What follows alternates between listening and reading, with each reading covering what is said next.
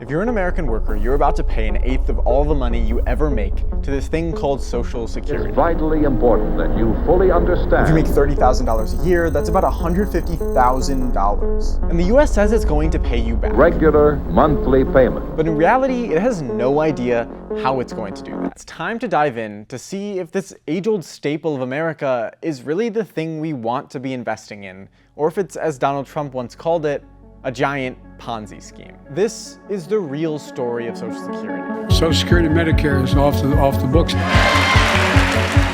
605,000 people named Joan, and more than 1 million people named Smith. And I'm delighted to announce the top 10 baby names. We'll be defending your Social Security, which the Democrats will destroy. Well, guess what? He lied again.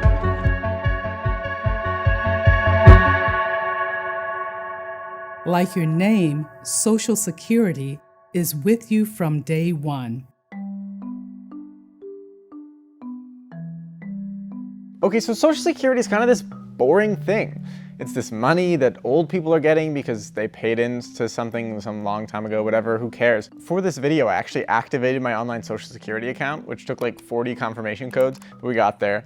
And like 2 weeks later, I get a call from my mom who got my mail because Social Security sends everyone mail. She's like, why did you sign up for Social Security? Before you're like 50 years old, you have no expectation to even acknowledge that Social Security exists. But I think there is something that we need to pay attention to here, because we're about to pay a bunch of money into this thing, so we should probably know at least what we're paying for. So this is the Social Security that you're sold. It starts with you, a worker. Every time you get paid, 12.4% of what you earn just automatically goes away to this thing called Social Security. This seems fine because the government says, it's okay, we'll pay you back later. It's like they're forcing you to save for retirement, whatever. The government then pools all this money and gives it to old people because they aren't working right now, but they paid in all of their life, so it's time that they get paid out. Finally, once everyone's paid what this formula says they should be paid, the extra money goes into a Social Security trust fund. It's supposed to be a safe, rainy day fund, so that if there's ever not enough workers paying in, we'll still have enough money to pay you back when you're old. So eventually, you get old and retire. You've lost your hair and aren't making any money, so you go tell Social Security, hey, I want my money now. And if everything works, you'll get paid out. If you made a lot of money in your life and paid Social Security a lot, then you'll get paid a lot. If you made less, you'll get less. It's not totally even, so if you're poor, you'll end up getting more than you put in, and if you're rich, you'll get less. But generally, it scales to how much you put in. Great. So we have a system that once people get old, they can stop working but still be able to survive. Social Security has been really effective at making sure old people aren't poor. Since 1966, the percentage of people 65 plus who were living in poverty went from around 30% to 10%.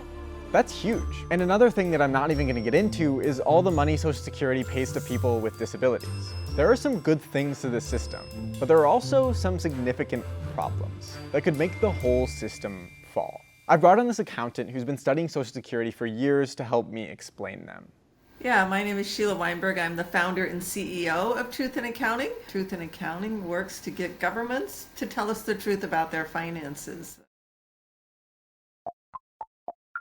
The truth is that the benefits are not guaranteed, even though they're sold as guaranteed. When you pay into Social Security, they tell you that money is only supposed to be used for Social Security things, hence the trust fund. These contributions are collected by the federal government.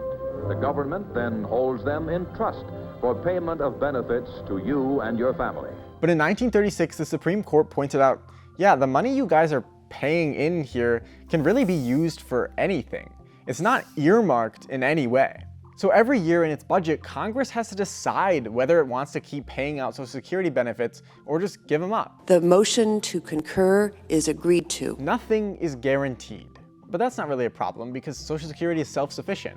It's so good at making money, it has almost $3 trillion just sitting in these trust funds. Yeah, no.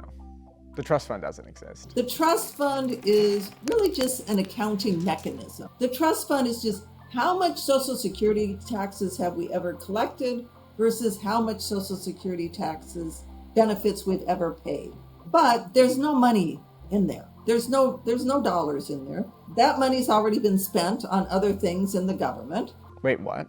How could the government spend the money if it's in this really special, super safe trust fund? Well, the government just loans out the trust fund money to the rest of the government. So if the military needs some money, Social Security is like, okay, here's some money, but you just have to pay us back so we can always pay the old people. But this isn't like a business loan that's gonna be worth more later. That money is gone, and the US has no idea how it's gonna get it back. So ultimately, you should look at Social Security's money the same way the government does. Just another tax. Some of it goes to old people and other parts go to the military. Regardless, all the money that's coming into the government isn't enough for all the country's spending, and it hasn't been for a long time. So despite paying in all of your life, you're not guaranteed to get anything. So any discussion of the trust fund and the trust fund is going to last for years, that's just a bogus discussion. So the reality is that workers right now are getting their money taken. It's paid to old people, some of whom are rich and using their checks for new jet skis. And if things keep going the way they are, these workers will never get anything back. So you raise taxes or reduce benefits. It's the same answer for all government spending. Fundamentally, there isn't enough money coming into the government to pay for everything. One thing to cut spending on is Social Security. This could be literally cutting the benefit amount per month, or it could be raising the age when people can start getting any money, so we pay off less. Alternatively, you raise taxes. More money can pay for more expensive things. So for example, you could start getting rich people to continue paying taxes after $160,000. Joe Biden wants to solve that by raising taxes. Right now, income is only taxed up to $160,000 for Social Security. He wants to keep a gap from $160,000 to $400,000, but then start taxing from $400,000 on. In the past, Joe Biden said we should Raise incrementally the retirement age till you reach a retirement age between 68 and 70. which would reduce spending. But now he's against any reduction. He actually wants to increase how much people get paid by Social Security, especially poor people. Donald Trump has also flip-flopped on Social Security, once writing that it was a huge Ponzi scheme, but now says cutting it is off the table and criticizes other candidates who consider reductions.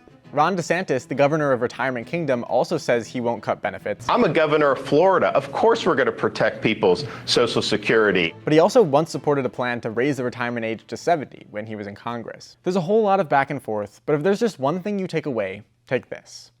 Unless something changes, the money for Social Security is going to run out, and you'll get a $150,000 membership to nowhere.